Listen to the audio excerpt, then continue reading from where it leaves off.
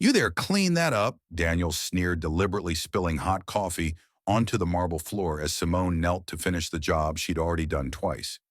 Laughter echoed down the hallway, but she didn't flinch, just wiped the mess in silence, her eyes hiding a truth that would soon bring the entire company to its knees.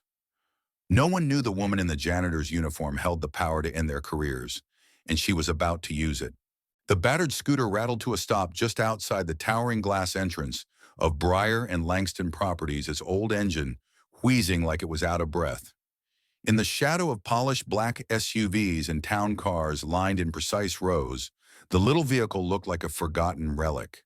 But the woman who dismounted it didn't flinch at the contrast. Simone Ellis, 31 years old, dressed in thrift store jeans, a faded gray hoodie, and worn canvas sneakers, slid her helmet off, revealing tightly coiled hair pulled into a neat bun. Her backpack was scuffed, her hoodie threadbare at the cuffs, but her eyes, dark-focused, unwavering, held a quiet authority that didn't match her uniform.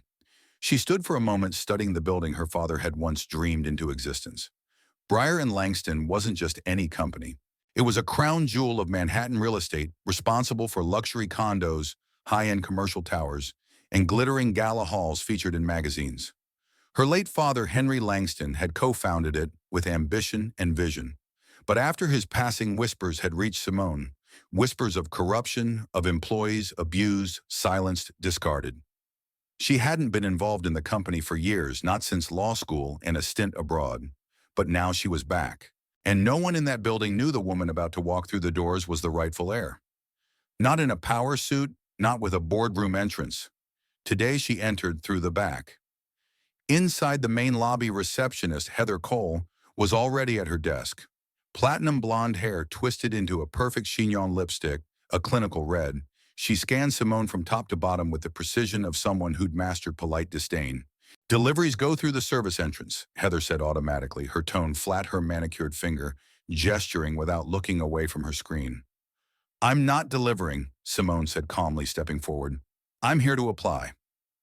Heather's gaze finally lifted. She blinked confused, then processed the scuffed shoes and plain backpack. "For what position?" The pause held a suggestion that Simone couldn't possibly belong in this space. "I'll take whatever's available." Heather smiled tightly, then faked a quick search on her screen. Just one opening. Maintenance team, janitorial shift, early mornings. Her voice rose slightly loud enough for others in the lobby to hear. Simone didn't blink. "I'll take it." At that moment, Daniel Pratt walked by, tall, sharp-suited late 30s, with a square jaw and a voice that always carried just a touch too loudly. Senior operations executive and the golden boy of the company's post-Henry Langston era. He glanced at Simone, smirked, and leaned toward Heather. Orientation for the new janitorial hire, classy move. Simone turned to meet his eyes, her face unreadable. He didn't expect her to hold his gaze. He looked her over as if she were a stain on the marble floors he prided himself on walking. "Make sure she gets a map to the broom closet," he added, voice dripping with amusement. Simone didn't respond. She gave a small nod and stepped aside. She'd already started memorizing faces. The next morning at 5:58 a.m., Simone stood outside the employee entrance in a slate blue uniform, 2 sizes too big, a mop bucket beside her, and a name tag clipped awkwardly to her shirt. The halls were quiet, sterile, and far colder than the building's grand lobby. As the clock struck 6, a sharp voice cut through the corridor. "You're late." Simone turned. There stood Margot Vance. Thin, angular, maybe mid-50s, with a tight blonde bun and eyes like frosted glass. Her supervisor badge glinted under fluorescent light. She eyed Simone like she was inspecting a broken appliance. "You wait outside for me." "Not in here." "Got it." Simone nodded once. Margot didn't wait for a reply. She tossed a grimy rag at Simone and gestured toward the eastern hallway. "Start with the executive floor, conference rooms, bathrooms, main glass panels. And if I find a single smudge, I'll be back. And I always check." Simone pushed her bucket in silence. The first few hours were uneventful. The upper floors still slept. But as the morning wore on, the building awoke. And with it came the looks, the raised brows, the whispered jokes as she passed by cubicles. Simone felt them all like static electricity crackling beneath her skin. She worked quickly and methodically.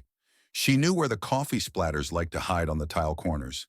She remembered how glass streaked under overhead lights. Her hands moved with quiet efficiency. But Margot was relentless.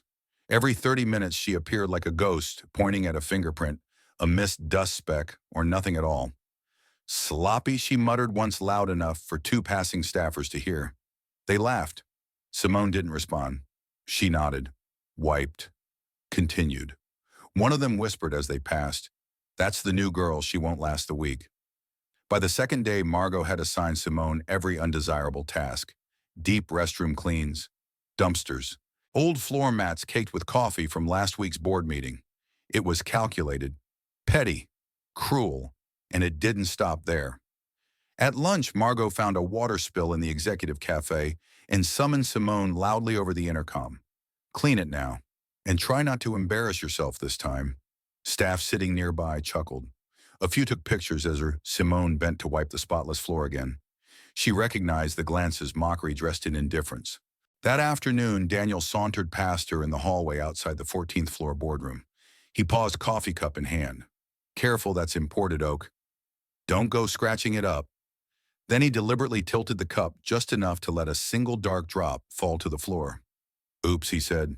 "Guess that's your job now." Simone said nothing. She knelt and wiped it up. By the end of the week, she'd been laughed at, dismissed, summoned like a servant, and once told she blended in with the shadows just fine. But each insult was cataloged, each face, each smirk, each whispered remark. At night, she returned to a modest rented studio apartment where she'd tuck away notes into a hidden journal. Times, locations, witnesses. The evidence was piling up. Only one person ever treated her like a human being. Elena Ruiz, a quiet admin with a soft voice and tired eyes. She never said much, but once, when Simone was cleaning near the mailroom, Elena walked by, paused, and gently said, "Be careful with that bleach. The gloves they give us aren't great." Another time, after Simone had been berated in the cafeteria, Elena placed a sealed water bottle by her cart. No words, just a look clear, kind, and unafraid. Simone didn't say thank you out loud. She nodded once. It was enough. Elena became her silent witness, proof that not everyone had forgotten how to be human. The worst humiliation came on Simone's 9th day. Margot had assigned her the 18th floor executive suite after a catered meeting. There were wine stains on the table, crumbs scattered, and napkins crushed beneath the chairs. Simone worked quickly, scrubbing the table's surface to a gleaming shine. Just as she stepped back, Margot entered with two other employees. She didn't say hello, didn't acknowledge Simone's work. Instead, she walked to the table, lifted a full coffee cup, and flung it across the wood with one dramatic toss. Hot liquid splashed across the polished surface, ran over the edge, and puddled by Simone's shoes. "Now," Margot said coolly, "clean it again. Properly this time. Unless that's too complicated for you." The others stifled laughter. Simone stared at the mess. Then calmly bent down, picked up a new cloth, and started over. That night, alone in the locker room, she opened her journal and wrote just one line in bold: "They believe humiliation is power. Let them keep showing me who they are." Outside, the city lights of Manhattan glowed without mercy. Inside, beneath the artificial brightness of office halls and marble floors, Simone Ellis swept silently not just dust or footprints, but decades of unchecked cruelty into a story she was preparing to expose. Not yet, not today, but soon, very soon. By the 10th day, Simone Ellis had memorized the rhythm of the building, when the executives arrived, when the halls filled with chatter, which lights flickered above the 14th floor kitchenette, and which corridor Margot Vance liked to stalk right before lunchtime to catch someone underperforming. She moved through the cold marble corridors of Breyer and Langston properties like a ghost in a blue uniform, silent, watchful, cataloging every smug smirk and whispered insult like evidence in a case not yet tried. The journal tucked behind the mop sink in the supply closet now bore 25 entries. Each page carried times, names, exact words. Margot's tirades, Daniel Pratt's deliberate coffee accidents, the way junior staff would glance away when she was ordered to scrub the baseboards for a second time in an hour. Her body ached from the weight of degradation, but her mind remained razor sharp. And through all of it, her silence was a blade they never saw coming. On Monday morning, Simone clocked in early as usual. The building was still dark, the kind of quiet that only existed before the city's pulse kicked in. She mopped the main lobby with smooth, measured strokes. Her thoughts drifted to her father, Henry Langston, a man who used to tell her that leadership wasn't about command, it was about character. He'd built this place on vision and values. But now it was a shrine to ego, where executives flaunted power and trampled over decency. And somewhere in that rot stood Daniel and Margot, self-anointed gatekeepers of culture and cruelty. Later that day, as Simone polished the brass railings on the executive mezzanine, a loud guffaw rang down the corridor. Daniel, he strolled past, flanked by two younger managers holding his coffee like a scepter. "Still scrubbing, huh?" he said without even looking at her. Then louder to the others, "I swear these new hires come with built-in slow motion." Laughter followed, brief and sharp. Simone's rag slowed for half a second, just long enough. That same afternoon, she discovered a crumpled piece of paper near the janitorial clock-in station, a printout from a group chat labeled Scrub Watch. Her own face poorly snapped mid-mop, captioned with the words "Queen of the Bucket." Reigns in silence. She folded the paper calmly, slipped it into her back pocket, and continued wiping down the break room counters. Days turned to weeks. The abuse grew bolder. Margot had now made it routine to inspect Simone's work right after completion, only to throw down crumbs or spill coffee and demand she redo the job in front of whoever happened to be nearby. Simone would nod, pick up the rag, and start again. Her silence was misread as submission. That's what gave them confidence. It made Daniel louder, Margot crueler, and the watching staff more complicit. But behind her steady eyes, Simone was building a case. Her journal had become a map of misconduct. And tucked inside her janitor's badge was a tiny flash drive, updated each night with time-stamped video clips from the lobby's public security feeds she had quietly accessed through credentials her father had arranged for her before his passing. He told her to protect herself. Now she was doing just that. Then on a quiet Thursday, the office air shifted. At precisely 8:07 a.m., every screen in the building blinked. An internal memo popped up simultaneously on desktops, tablets, and lobby monitors. Subject line: Executive Review Visit. CEO Martin Langston, on-site Monday. Simone was cleaning the conference room when the buzz began. Phones lit up. Whispered conversations exploded like brush fires. Daniel burst into a nearby office to spread the word in person, voice filled with thrill. "This is it, Margot," he said as he passed her in the elevator bank. "He's coming to name a successor. And I don't plan on being overlooked." Margot's thin lips curled into a tight, ambitious grin. "It's our time." Simone overheard every word. She kept her gaze low as she scrubbed beneath a potted plant, but inside something surged. The time was coming. She could feel it.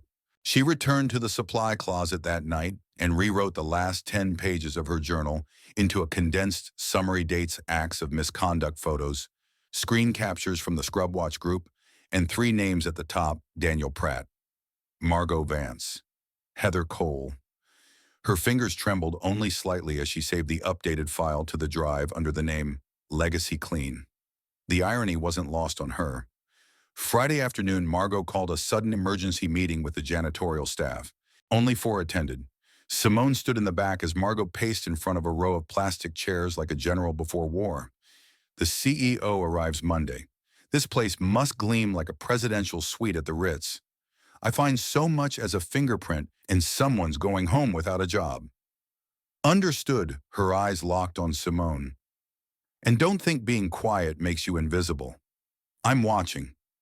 Simone held her stare just long enough to send a message. No fear, no apology, just patience. That night she stayed late to clean the glass on the 12th floor alone in the darkened hallway, the city lights stretching endlessly beyond the windows. She pressed her palm flat against the cold pane and said aloud for the first time, "He'll see. They'll all see." And when she turned away, her reflection stayed in the glass a moment longer than it should have, like it was bearing witness. Monday came gray and sharp-edged. The building throbbed with tension. Every department was in panic mode. Suits were pressed. Desks were cleared. Floors gleamed so hard their reflections looked like oil paintings. Daniel strutted through the corridors like a peacock, in heat, adjusting his tie every 10 minutes. Margot wore heels for the first time in months and barked orders at every turn. At 7:48 a.m., Simone clocked in. Her mop was spotless, her badge pinned, and her flash drive safely zipped inside the lining of her jacket. Daniel spotted her on the 8th floor and scoffed. "Try not to embarrass the whole building today." "Yeah, if Mr. Langston slips on your mop water, we're all out of jobs." Simone smiled softly. "I'll do my best." Her voice was calm, like water right before it boils. At 9:00 a.m. sharp, the elevator dinged in the main lobby. Out stepped Martin Langston, sharp-featured, dignified, flanked by 2 assistants and the head of corporate legal. The building went silent.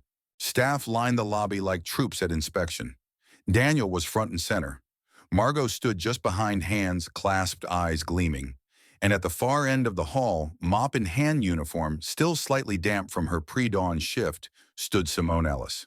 She didn't move. She didn't speak.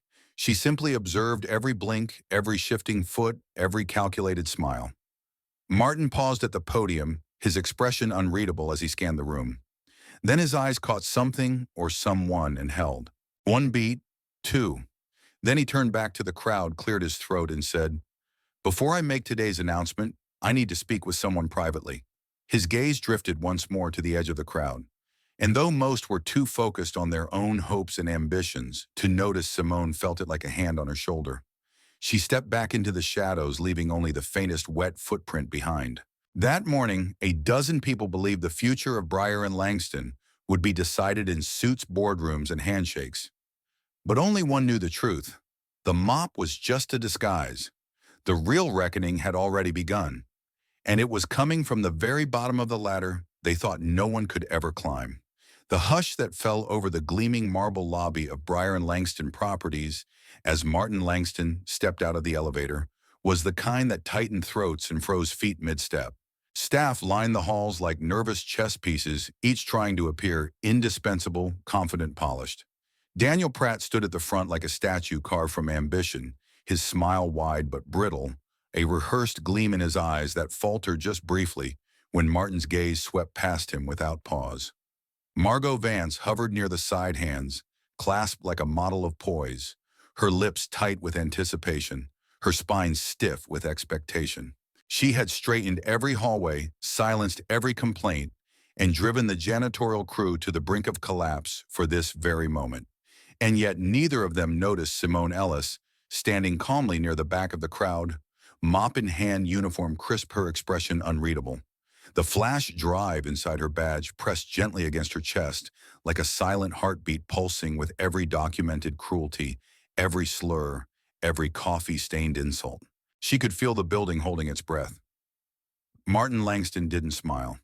He stepped forward, lifted the microphone, and his voice cut through the stillness like a blade wrapped in velvet. "Good morning. Today isn't just about recognition. It's about revelation." Eyes flicked around the lobby, confusion stirring beneath the surface. Simone moved closer to the center, no longer hiding behind the shadows of the staff line. Martin continued, "This company was built with the belief that integrity mattered more than image, that our people at every level deserved to be seen and respected. Somewhere along the line, that vision was lost. Today we begin correcting that." Daniel shifted uneasily. Margot blinked twice, her smile faltering. Martin turned his head, and this time his eyes landed squarely on Simone.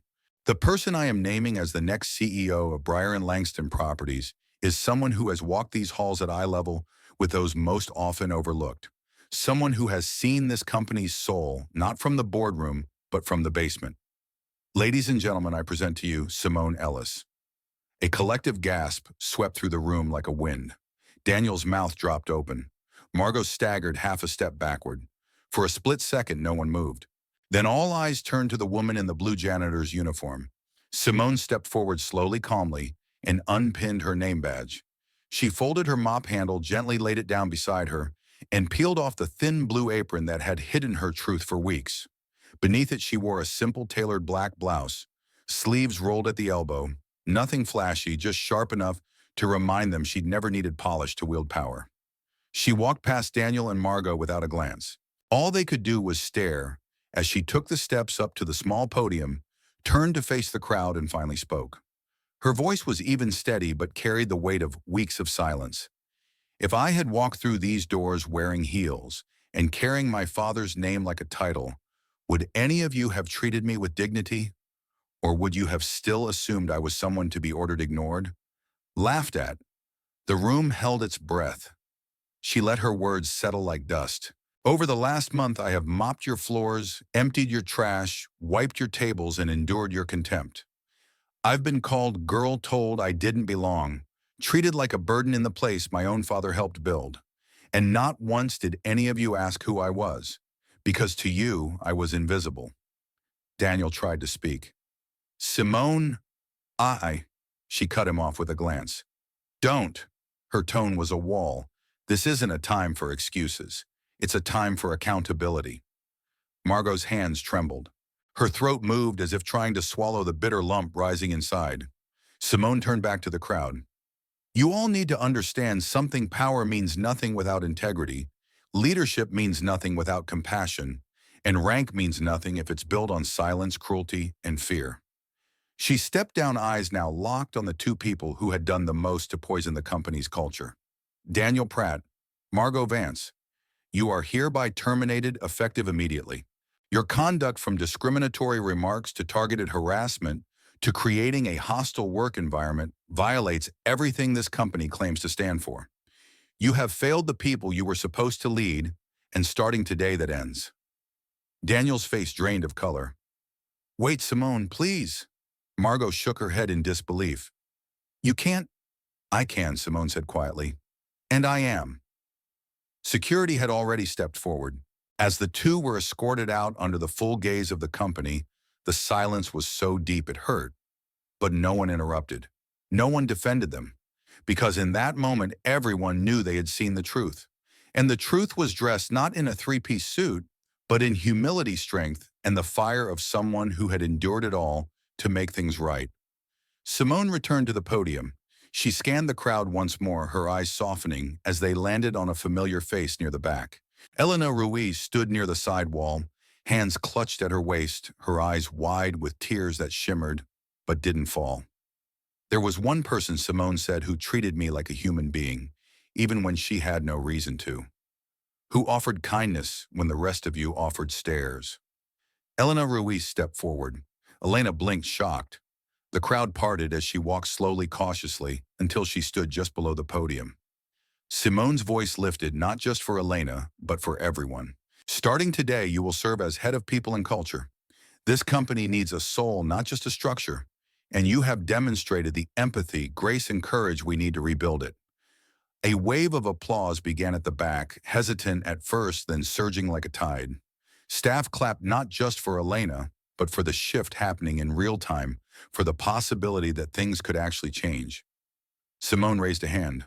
The room quieted. Here is what's going to happen moving forward. We will implement a zero-tolerance policy for discrimination of any kind, based on race, gender, background, or role.